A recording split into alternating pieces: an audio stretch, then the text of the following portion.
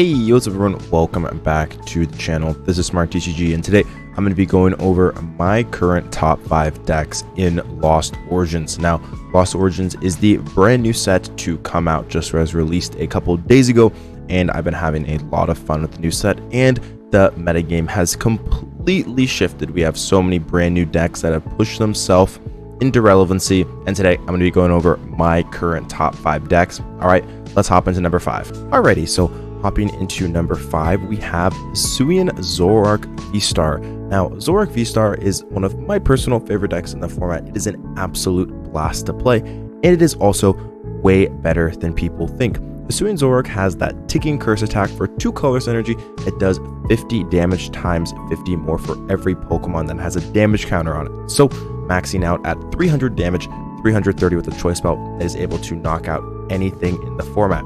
It gets better though. We got Phantom Star, its ability, V-Star power. You get to discard your hand, draw 7 cards. So it is a research for an ability, which is just so powerful. It's going to help that consistency out a lot. Moving on, throughout the list here, we also have the Bibarel engine, where that consistency is just great to continuously streamline your Zoroarks over and over again. Just is a fantastic consistency card. Could play INTELEON, but I think that the Bibarel engine just fits this deck perfectly. Got 2 Diancie as well with that Princess's Curtain. Princess's Curtain is really good when you go second versus those V-type decks. Oftentimes, you're going to fall behind, and you don't want to fall behind 2 prizes. You'd rather fall behind just 1, and then you can make up the prize trade with Zoroark VSTAR, as Zoroark can knock out pretty much anything in the format. So, although decks do play things like the cross switchers of the world, it at least forces them to hit that, which is why it is very good. We have Gengar as well. Gengar, the promo card from Lost Origins, one of the 4 promo cards with that Netherworld Gate. Once your turn, if this Pokemon is in your discard pile, you get to put it onto your bench. If you do, put 3 damage counters on this Pokemon. So this is going to help out that ticking curse. The more Gengars we have on the bench, the more damage we're going to be doing. So our strategy is going to be to discard the Gengars with things like your Researchers, your V-Star powers, your Ultra Balls, Quick Balls, all that good stuff. Toss them away and then use Netherworld Gate to get them back. We have Screaming Circle as well. You have to put 2 damage counters on your opponent's active Pokemon for each of your opponent's bench Pokemon. So if they have 5, do 100 for 1 energy. Pretty cool attack. I'm not going to be necessarily using it a whole lot, but it could show up occasionally. We have Dunsparce as well, going to be able to help out against those fighting decks, just turning off weakness. Crobat for consistency. Radiant Halucha with that big match ability, really good to one-shot those things like Kyurem VMAXs, the Icers of the world, Duraludon, just will help out to knock out those big Pokemon. We have Manaphy as well to help against that Moonlight Shuriken on that Greninja, or maybe things like Rapid Flow if, Rapid Sugar Shoot decides to show up. So, moving throughout the rest of the list here, we got 4 Research, 4 Marnie, 3 Boss's Orders for consistency, 4 Ultra Ball, 4 Quick Ball, and 2 Evolution Instants for our Ball Search and just Search in general. We have 4 Damage Pump. Damage Pump is a brand new card from the newest set. Move up to 2 damage counters from one of your Pokemon to your other Pokemon in any way you like. So you can move 2 and go 1 and 1 onto them, which is pretty cool because it'll help you set up your Zoroark's like damage for ticking curse significantly easier. And yeah, it's just really good, and it is a necessity in this deck. We got 1 switch as well, just for that mobility, along with the 2 Air Balloon, 1 Pow Pad to get back the supporters. Just because you discard so many supporters a lot of the time, it's just nice to be able to get back supporters, as this deck just tosses away resources all the time. Got 2 Choice Belt as well, just so we can hit those big one-shots, or Gape Jaw, just to help out the strategy of getting damage counters on your Pokemon when you bench them as well. Going to be a critical card to use. Then we got the 4 Double Turbo Energy and the 2 Psychic to round up the list. So that's Zoroark as of right now. Really cool deck, and it sits at number 5. All right, moving on to number 4, we have Mew VMAX here. Mew VMAX, still one of the most powerful decks in the format. There's not necessarily a whole lot to go over right now when it comes to Mew. The big thing that it does gain, though, is Lost City. Lost City is going to help out against things like those Drapions that just came out in Lost Origins. Also helps out against things like Radiant Charizard as well. Being able to put that in the Lost Zone, that turns a terrible matchup into a pretty decent matchup. Just being able to remove that card is absolutely huge. There's also being able to Lost Zone random things, maybe against like the Lost Zone engine deck. Maybe things versus like Regigigas as well. Just being able to Lost Zone those cards is really important. 1 Rose Tower still is very good for consistency when it comes to the stadium split, but Mew still is a fantastic deck. Arguably being the most aggressive deck in the format, still having tons of upside, and even things like Drapion I don't think are going to kill this deck, simply because Lost City exists, and I think 1 to 2 Lost City is going to be a staple in Mew heading forward. Mew VMAX, fantastic deck. love it a lot, and I still think that it is one of the most powerful decks. But with that being said, there are a couple more decks that I like just a little bit more. Let's hop into it.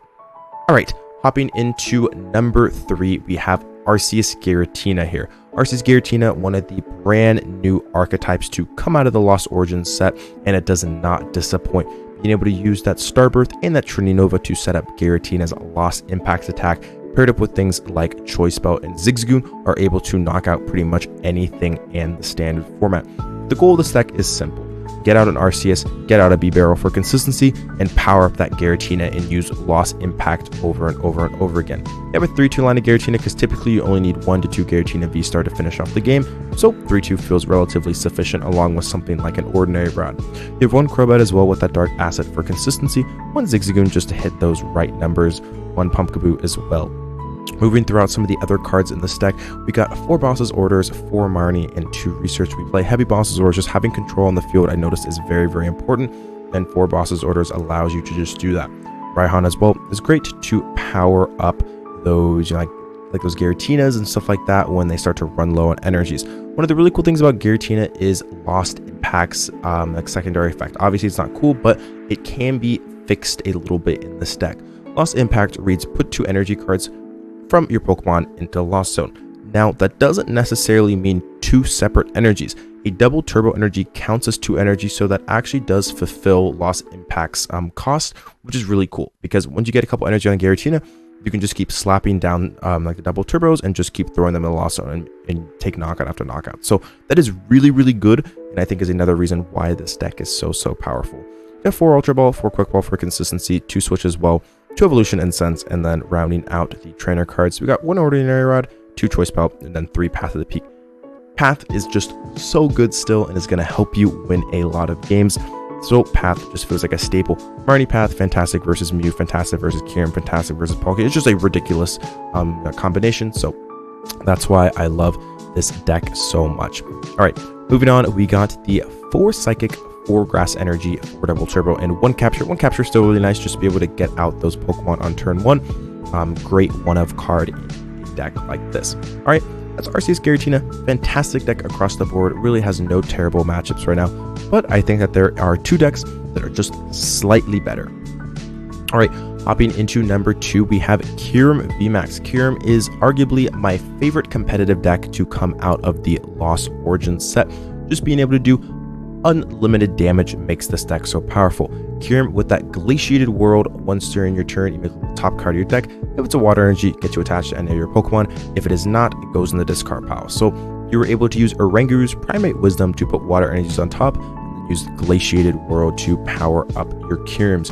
You have that Bibarel line for consistency as well, which is very nice with that Industrious Incisors. Also got Origin Form, Palkia, VSTAR, to be able to use that Star Portal to power up your Kyurems. So you can use Max Frost, which does 120 damage and does 50 more for every water energy you discard in that way. So utilizing things like Melony, utilizing things like Star Portal to power up the Kyurem is the name of the game, and how we're going to be able to take knockout after knockout with this monster.